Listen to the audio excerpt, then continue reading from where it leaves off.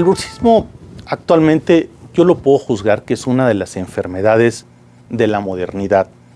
¿Por qué de la modernidad? Dado que vivimos en un estrés constante, hablando en la Ciudad de México, donde estamos, el tráfico, las situaciones, problemas económicos, familiares que podemos tener, empieza a existir el bruxismo.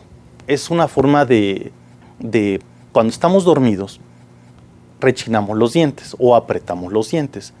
Ese bruxismo o rechinido de dientes o apretar los dientes es algo que en muchas ocasiones no nos damos cuenta en la mayoría de los casos y nos origina muchos problemas. Nos origina problemas como tener una muy mala calidad de sueño, porque sí dormimos nuestras horas, pero al estar apretando, rechinando los dientes no descansamos adecuadamente.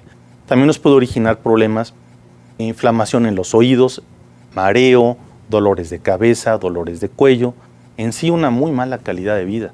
El hecho del bruxismo es algo que no le damos la importancia que verdaderamente tiene y es originada por el estrés.